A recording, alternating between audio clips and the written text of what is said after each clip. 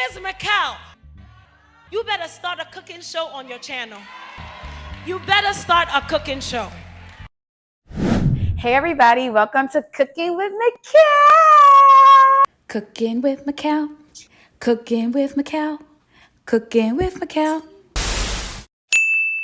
Hey everybody, welcome to another episode of Cooking with Michal.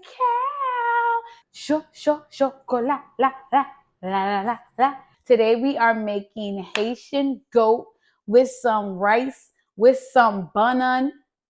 It's gonna be a good time, okay? If you're Haitian and your parents didn't make you stay on your knees for 5 hours to punish you, you're not really Haitian. You're not Haitian if you don't reuse oil, okay? Anyways, let's get started, y'all. I don't know why I turned like that. Anyways, I'm gonna start by boiling my goat. So I'm just gonna use some of this oil. So you can reuse oil when you're using stews or frying meat, but if I'm like making like fresh rice or something like that, I would use fresh oil, not reuse oil. But since we're boiling out this meat, the taste, it'll be fine. So this is my goat meat. I marinated it yesterday. You can check my shorts on how I clean and marinate my meat. But in a general sense, I always like to marinate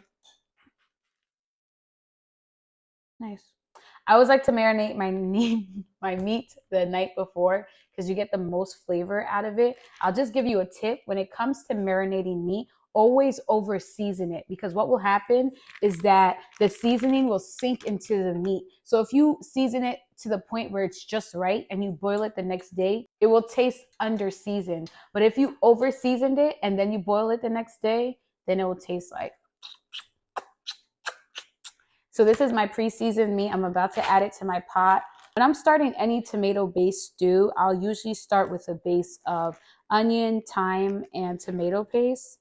But since this is goat and it's gonna boil for a long time anyways, I'll just add it in when I'm ready because that was not that bad. Okay, cool. Usually goat takes like, I would say a good 3-4 hours to boil. I like my goat tender. I don't know about people who like to fight with their meat. You know, no. I like to put my meat in my mouth, pause, and for it to melt away like butter. So I usually let my meat boil for a good 3.5 hours, but I'm constantly checking it, of course. You know how you can have like 1,000 of something, but you'll still use the same one that you like all the time? That's how I feel about this spoon. I have so many utensils, but this is my favorite go-to spoon. I like to use it every time I'm cooking. All right, guys, so now I'm going to season the stew. Here is a tip I would advise when you're making this at home. Most of the time, people will season the meat, but not season the sauce. But if you season your meat only and you do not season the water or the sauce that it's boiling in, essentially you're boiling tasteless water into your meat. So then it'll make your meat and your stew taste like a little under seasoned, under salted. It won't be as pleasant. So what you want to do is you want to add a decent amount of aromatics and a little bit of seasoning to the actual sauce. So as it's boiling with your meat, all those flavors that you marinated your meat in the night before are reinforced. And then you have a full and complete flavor. So this is what I'm going to use to build up my sauce. All right, guys. So first I'm going to start with tomato paste. My rule of thumb when it comes to tomato paste is to put enough until each piece of meat is evenly coated. I guess this is about 3 ounces worth of tomato paste. I'm going to add half an onion. I'm not going to chop it because this is, again, is only there for the aromatics. I'm going to add some dried thyme. I'm just going to eyeball it. This is probably equivalent to 1 tablespoon. I'm going to add a hot pepper, 1 teaspoon of salt, a little bit of some Knorr chicken seasoning, some water. I usually add enough water to just cover the meat. I don't like to go above the height of the meat. And then I'm going to let this boil and I'm going to check it periodically every 20 minutes or so. Guys, oh my gosh, I totally forgot to mention Haitian it piece. This is a staple for all Haitian foods. It's a bunch of spices blended together. I added it to my goat meat that's boiling because I forgot to do it on camera. But now I'm getting ready to boil my beans for my brown rice. So I'm going to add a scoopful to the sauce. So one thing I always do when I'm making a meal is I like to use the same flavor profile throughout each part. Obviously, each thing will have its little different nuances, but in a general sense, that's another way where you can reinforce the flavor and get a full, very comforting meal. So in the goat meat, I use dry thyme. I'm going to use fresh thyme for the beans, not for any reason in particular. It's just what I had seen and grabbed at the moment. So I'm going to add some thyme. I'm going to add some scallion clove powder. This is another staple. Most people will use the little clove, like, I don't know what's called, cubes, but I hate biting into those things. So I'd rather just get the powder because you get the flavor and you don't got to worry about biting into that nasty thing. It's like biting into allspice. Like, it's just like, why do you exist? I'm going to add a generous amount of salt, and then finally some Nor.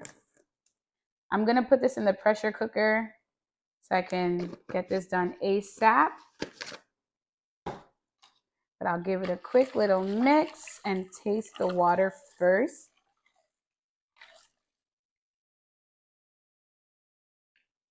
It's good. I'm going to add some garlic paste to the beans. I find that brown beans specifically love garlic paste. Like, the flavors really complement each other. I'm just going to add some of that in there too. One of the reasons why you want to season the water is because, one, you want the beans to have flavor, and two, this water that you're using to boil the beans is what will become the base for the rice. So I'm going to save this water and use it to boil the rice. So it will add natural flavor to the rice. So yeah, I'm going to add it to the pressure cooker now. Get up. Get up. So the food is done, thank God. I ended up putting the goat meat in the pressure cooker just to speed up the process. These are some pickles that I made like a month ago. If you want to know how to make it, let me know in the comments and I will do a separate video on it. One good thing about pickles is because the base of it is basically acid, which is lemon, lime, and vinegar. It can stay for a really long time, so it doesn't spoil quickly. So this is something you can make in advance. Actually, the longer it sits, the better. But yeah, I have some fried plantain. I just added some pickles to it. This is the brown rice I was making earlier. And now I'm going to add some goat meat. Again, be intentional with how you make your plate. I think a lot of eating also has to do with how it looks.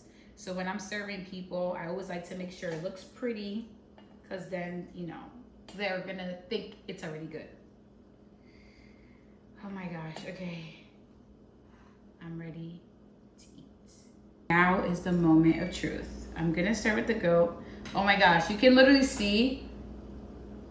You see how tender that is?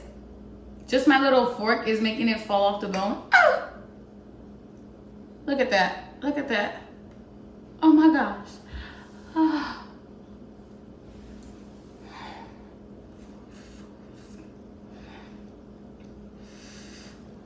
Hot. I make the best goat meat out there.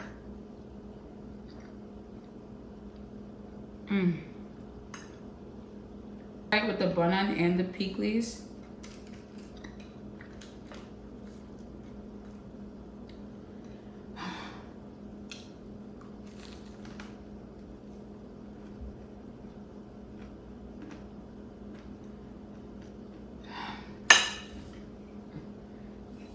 This is so good.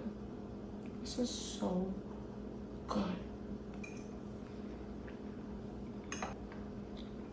Wow. Wow. I hope you guys enjoyed this week's episode of Cooking with Michal. Catch me next week to see what's on my plate.